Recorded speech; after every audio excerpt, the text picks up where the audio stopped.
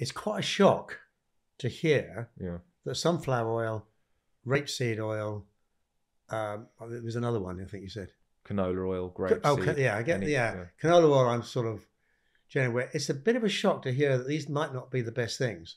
Yes, because they've been marketed as a health food because of the science I told you. We discussed about Ansel Keys and everything like that. But if I gave you now a handful of olives or an avocado and I said make oil, right? You'd probably be able to make a bit of oil, right? You'd squeeze them in your hands. That's how you make extra virgin olive oil, right? It's just crushed oil.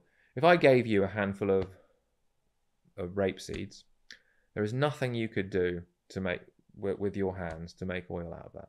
Nothing you could do. It's very difficult to make oil from these kinds of seeds. They have to be super heat treated and pressurized. This is, there's a serious industrial process that goes into making oil from these type of seeds. And it is actually the process itself that usually oxidizes these oils. So more often than not, when you buy them in the supermarket, they are oxidized.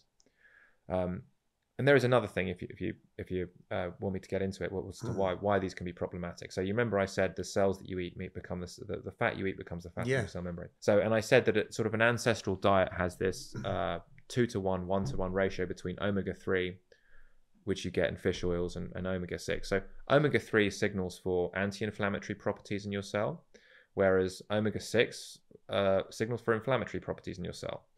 And you need both, right? You need anti-inflammatory properties. You need inflammatory properties for the cell to function normally.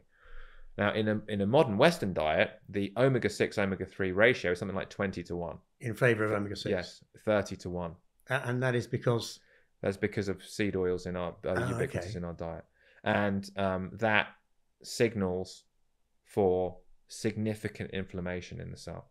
So we can argue what that leads to, all kinds of diseases if you have uncontrolled inflammation. So for me, if you can say what's one food to avoid, if you avoided that, you'd be doing. I mean, and I know people who have just done that, and that's done quite well for them. I hope you've enjoyed this episode, and if you want to hear more, please do follow us. Hit the bell icon so you're notified of other podcasts when they come out, and subscribe to our channel.